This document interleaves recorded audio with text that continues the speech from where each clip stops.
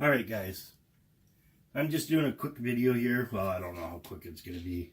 I'm going to just show you some lacing here. I've gotten a lot of it done, well, for this side, all the way across here. Where the fur is and all that, because there's so many pieces of leather there, that was pretty tough. I actually had to use a pliers to pull the needle completely through.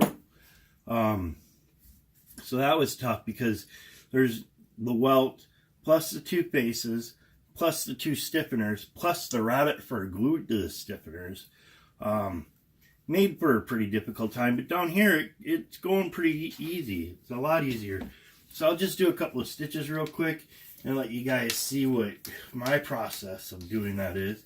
I'm sure as I get a lot better at leatherworking, it's going to change.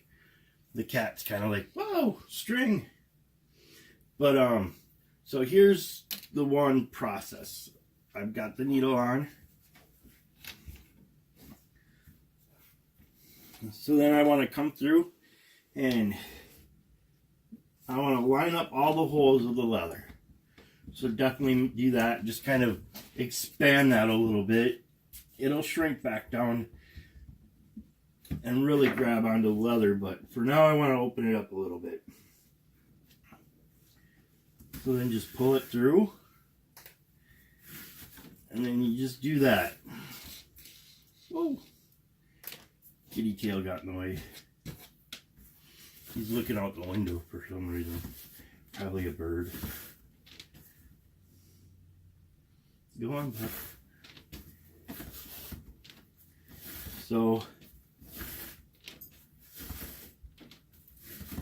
then you just pull all of the lacing through. Then when you get to this part, so that all the lacing goes flat, you want to kind of give it a turn and make sure it lays flat, and then hold it that way and pull it through that way.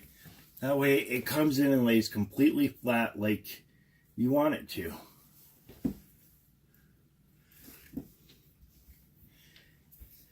And then once I've got that done, and that goes through the hole,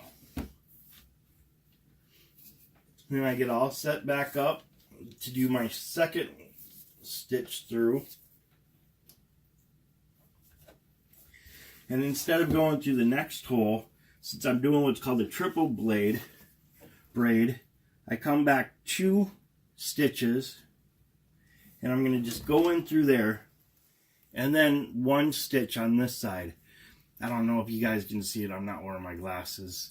There's so much light that you have to have in your videos that the reflection would just, it'd blind you guys. So once you do that, then you just come through and you pull it through. And I'll do a few of these stitches just so you guys get an idea of how I'm doing it.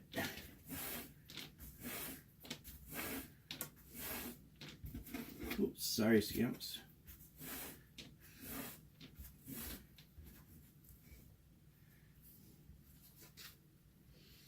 And then when you get here, you want to kind of go slow so you can make sure that that lace lays nice and flat. I'm not using a round lace. I'm using a flatter lace. It's pretty thick though. It's probably about, I would say 3/16 of an inch thick. So I want to make sure it lays flat, so it all looks nice. And you don't want to pull hard and all that. You want to just come and just snug it up. That's it. You'll notice that as it flexes and stuff like that, and you get it going, it'll actually tighten up. So that went through the actual lacing part. So that means this next one goes through a hole, and since I've got a tie there, what I usually do, this one's been cut already, but I'll come through, snip it, and then I'll undo that tie real quick, and then I'll pinch it right there. So all that leather stays pretty well lined up. And then I can come through and get it poked through and just kind of enlarging the hole a little bit. Makes it a little bit easier for the lace to go through. And like I said, after a while, the leather will kind of close up a little bit, and it'll close up around all my lacing. So get it all set back up.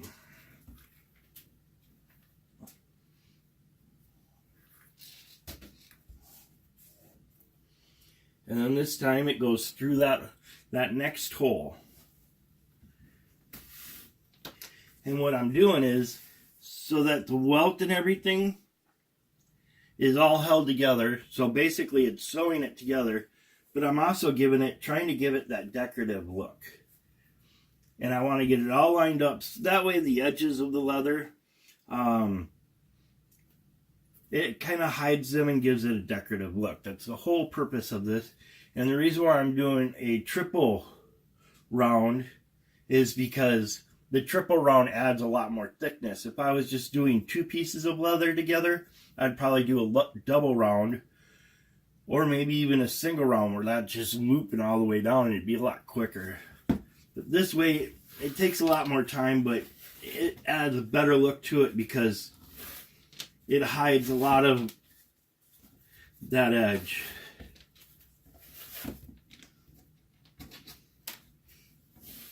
And then basically all it does is on the line here, as long as you're managing your bite, you're good. It's all about bite management on this.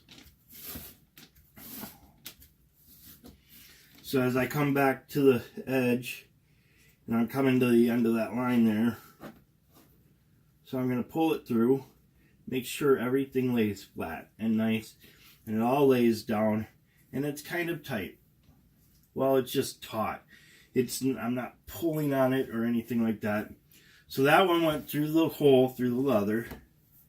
And then I'm going to come down.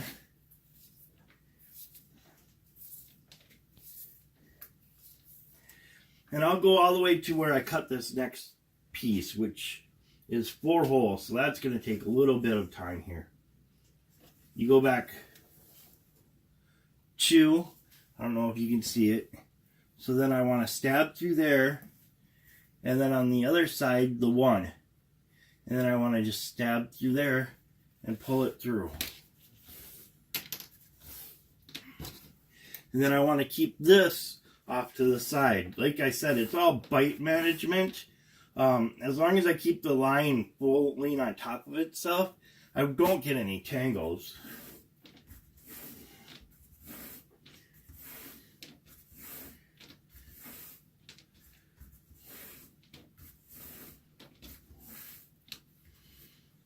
Alright, and then here I'm just making sure that it's all lined up and it all's going to lay nice and flat. And that's going to give it a nicer look too, all the way down. It adds a lot of stiffening to it too. I mean, it's pretty flexible here, but as you can see here, I'm sure when I get it on the other side, that's really going to stiffen everything up.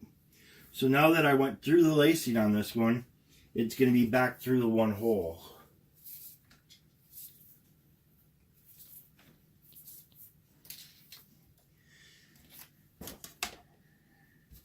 Then I want to just get all the holes lined up. Sometimes it's hard to get them. Sometimes if you just look through, you can kind of see where they're at, so you can get it all lined up that way. And then I also look, when I do that, I look at the next couple of holes to make sure it's lined up there. So if I have to kind of scooch back a little bit, I'm not actually scooching back 2 holes. I know that everything's going to line up from that point also. So I definitely just want to kind of open up that hole a little bit.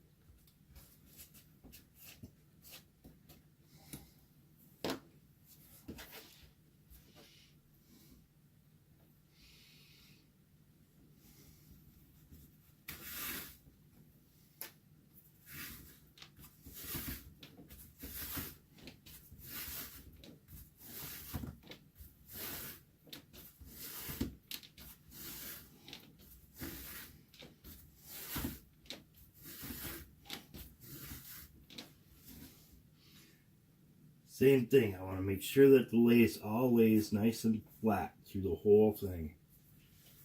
And what you'll see is, because as you do this, the lace is turning too as it's going through these holes so it lays flat. It'll get these little kinks in there. I'm not sure if the camera picks it up. So you kind of want to go through and get it all nice and neat and hold it and just pull it through. And then here in a couple more stitches, I'll show you what you do when it really starts getting kinked, because after a while you really start getting a lot of kinks. And you want to fix that, or it's going to start just developing more and more of a headache. But right now it's alright, it's manageable. So since that one went through the hole, I do the whole lace again. Back 2 laces, and then on this side only 1 lace.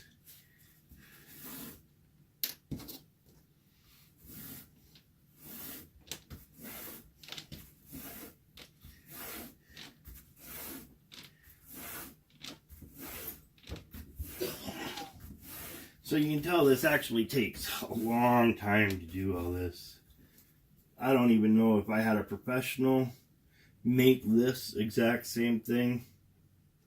I don't know what they'd charge. That would be a lot of money. But this is my project and I want it to look really good, so I'm going to do the best I can.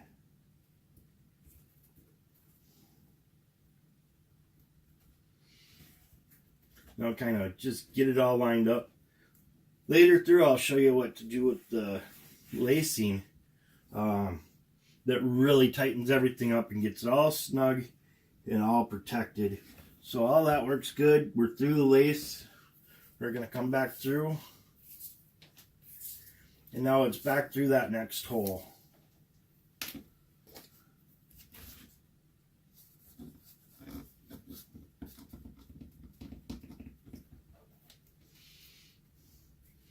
And that's why I tied it up like this too.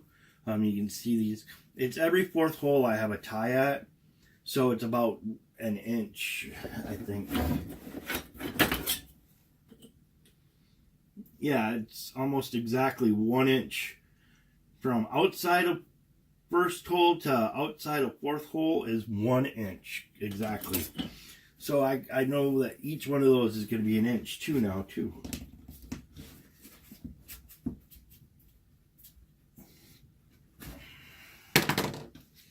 And then after I get done with this side, I'm going to definitely condition the leather again.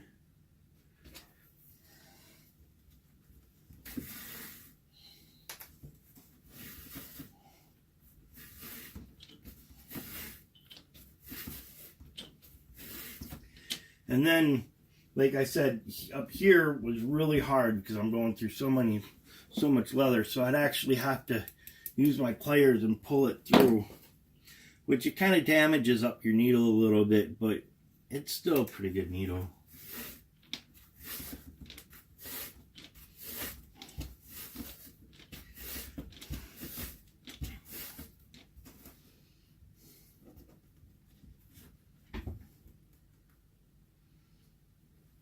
Oops. And that one didn't lay just like I wanted it to. So I'll pull it back through a little bit.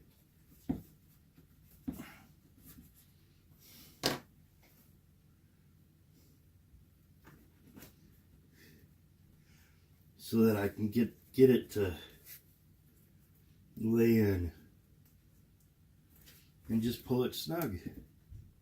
Make sure everything's nice. And then start this all over again. The next time I'm going to actually do an uncurl part. So I'll show you how I do that too. So this is just go back 2. And then on this side, go through 1.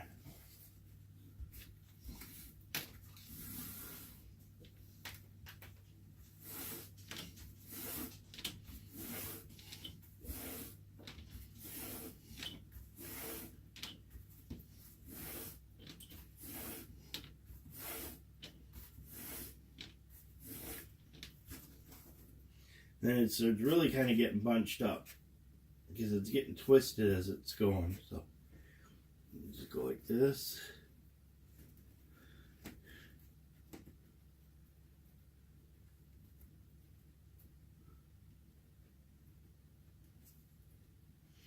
All right, that laid down.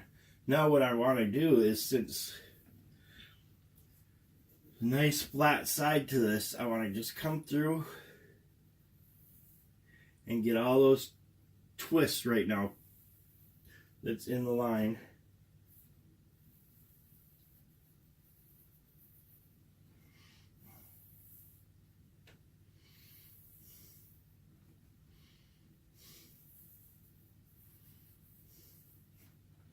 And I'm just taking them all out. And you have to do this every now and then because, like I said, as you go, it slowly twists because as it's coming through, it's twisting and then it goes back through and then it twists to get so it lays flat. It's got to have that twist in there. And this is just all part of that line management.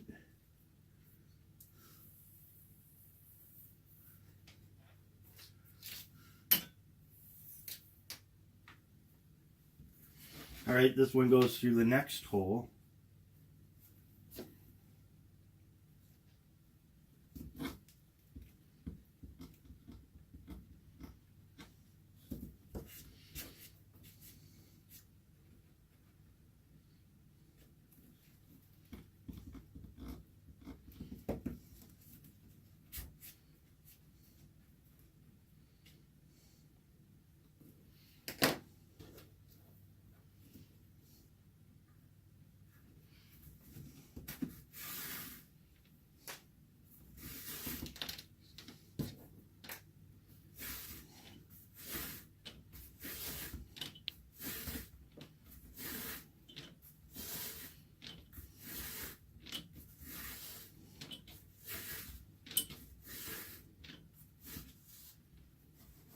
All right, see?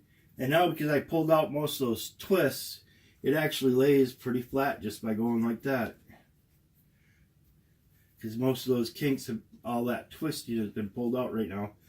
So as I go, it's going to slowly twist up again. And I'm going to have to manage the line and pull it back through and get all those twists out. But for right now, I'm doing good. So my next one's going to go back to the lace.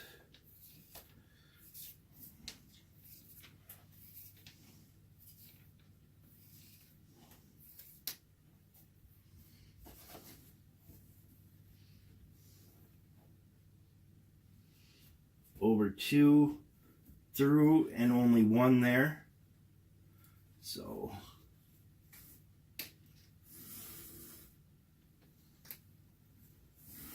and then usually what I do is on my computer over there, I've got the screen turned and I've got a TV show that I've been watching, or I got my Alexa is playing music, but no. Playing is not a musical composition. She's answering my question there, I guess. So that's how I kind of occupy the mind as I'm doing this, because there's not much thought process in this at all. But because of copyright reasons, I have all that off, so I don't break any copyright laws. Alright, now since I'm through the lace on that one, I've got my next hole, and then I've got a tie there. So I'll show you how I deal with that real quick too. And I understand this is going to be a long video, but it's a long process.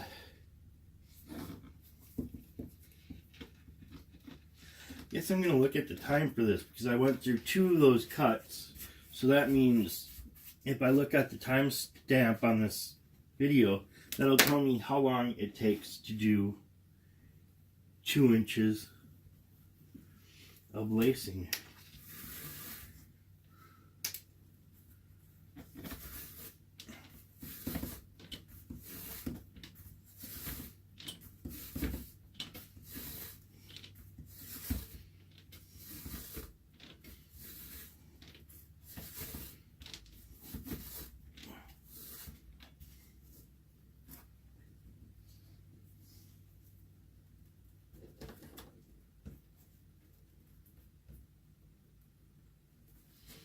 There we go. So that lays nice and flat now.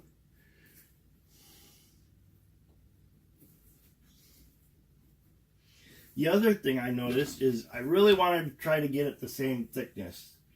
But as I was going through, it still changes thickness somewhat.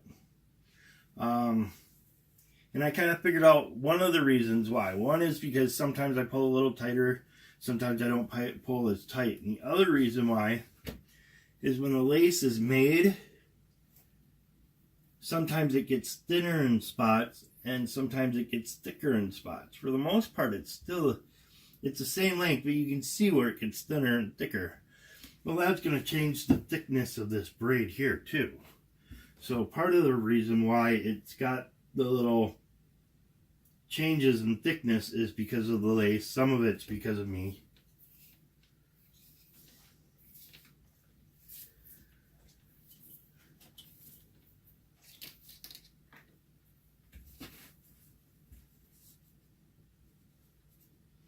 Go back 2, come through 1.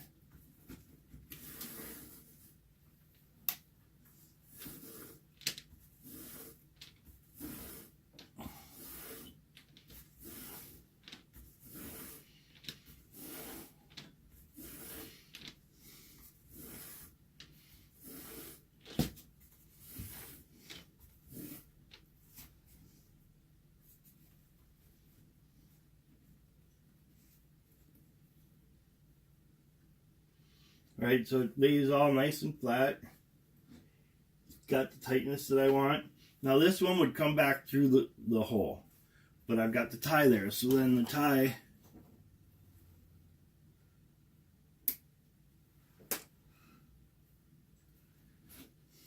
and I hold it so that it keeps everything in line, since the tie was keeping everything in line.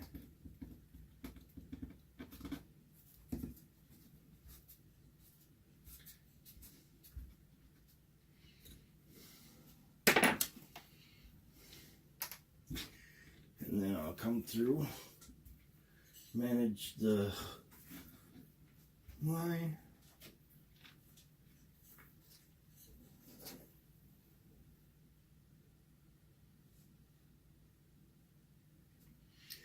Now I'm going through the hole, pull the bite through, and I'll put that to the side a little bit. Give me some little bit of room so when I do a full pull, I'm not pulling my needle this way, and that way I'm not going to get all the line tied up.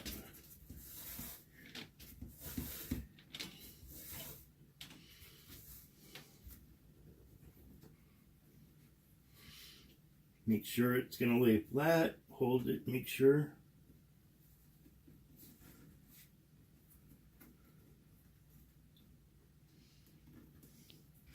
And there we go.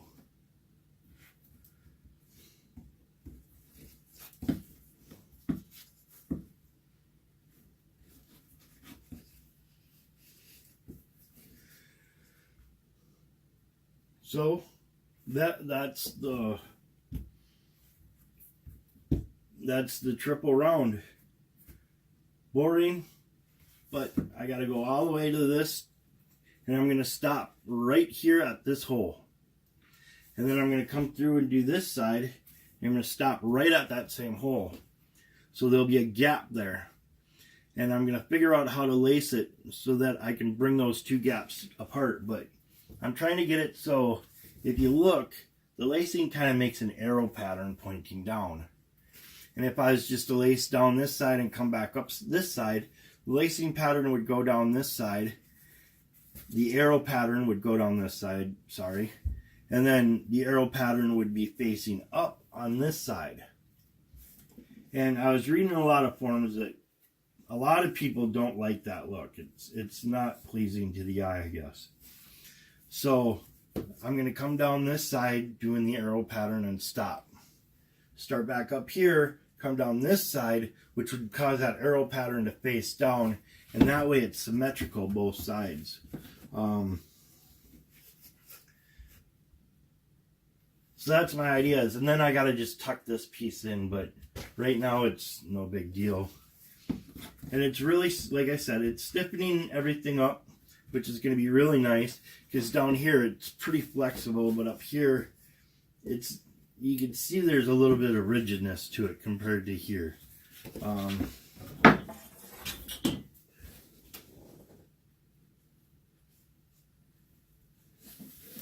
So that'll give you what it looks like with the sword on there.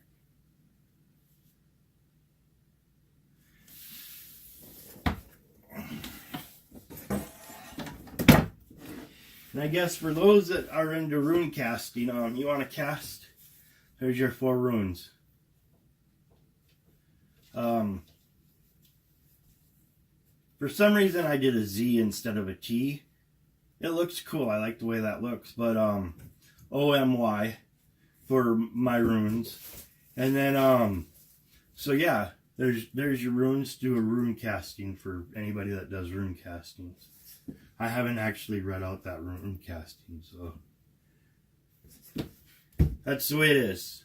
When I get done with this complete side and I come back through, I'll probably do another video just to show you what it's like to be on this side on that, and it'll give you a really good look then. And then I'll just have a little bit, and then when it's all finished, I'll finish up this part of this segment.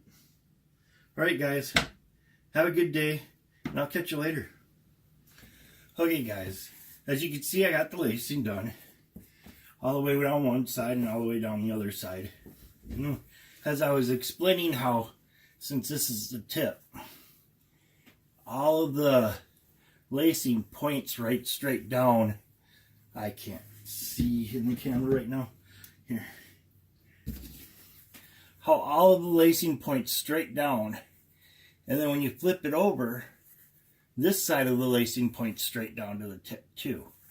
I started it off and just tied it off. I didn't do anything too special with it.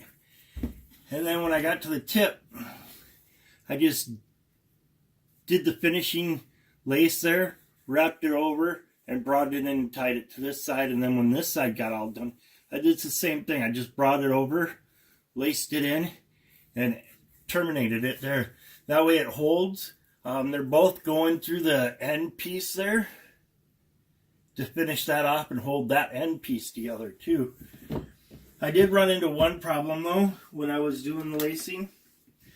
I came down all the way down to one side, and when I got all the way down to the end, well, I was almost to the end, I realized that somehow I got this side right, I got this side right, but the welt, the little piece in between, I had grabbed one too far with my owl. So when I got up here, I was one hole off. But then when I did this side, and I came all the way down, I did it just right. So what I had to do is, I don't even think you can tell it. I had to cut the welt on that side, spread it out so that I could still get the lacing to go all the way through, and then you can see it come all the way down. That way it looks good. In fact, it hides pretty good too. You can see it a little bit if you know what I'm talking about, because you see the dent right there. That's where the welt is missing, in just that spot. But the rest of it has a welt. So I got that done, and it's terminated off, looped in, and it came out pretty good. It added a lot of strength and rigidity to that whole thing. I was very surprised as I was lacing that up.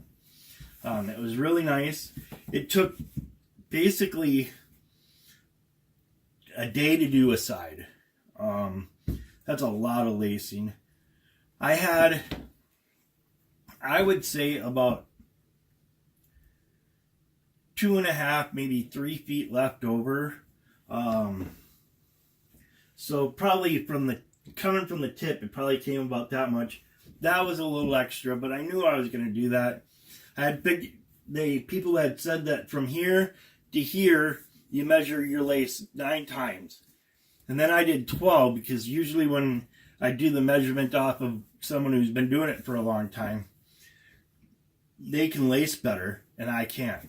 So I figured I was going to need that much, and I'm glad I went that far, because definitely 10 was going to be pushing it. So I could have done 11. I'll remember on the projects that 11 was good. So this is the project, totally done and laced up. And then from here, I'll do my final review of it and go over everything about this. But that's going to be for another week's topic, because that's going to get kind of long, kind of winded. So that's works. Then I'll also do a final protection coating on here and moisturizing onto the leather, and I'll do all that in the final video. So wrap up. So there's where we got for lacing. It came out pretty dang good. Oh, there's a little bit of dust on there, but that'll roll off. It came out really good. I liked it. The lacing is exactly what I expected, except for that one area, but you can't even see it. It's right here. You can hardly even tell it. I did notice that I had pointed out before that the lacing, the width here gets thinner and thicker. If you look carefully, you kind of see it here. Here, the thickness of the lacing is thicker. And then when you look down in this area, you can see it right there on that lacing. The lacing is actually thinner. And that's what caused some of that. Some of it's from me being a beginner and not having a consistent lace all the time. And some of it just came down to the fact that in some areas the lacing's a little bit thicker than in other areas. The other thing I did do with lacing that I just remembered is, as I came down here, I missed a hole up here. And no, that's not where I missed the hole on the welt though. I missed the hole on this side. So I got down and I had to come back an hour and a half worth of work to pick that hole back up and get it to go. But I think it was worth it. The outcome definitely outweighs the hour and a half of work I had to do to pull that back.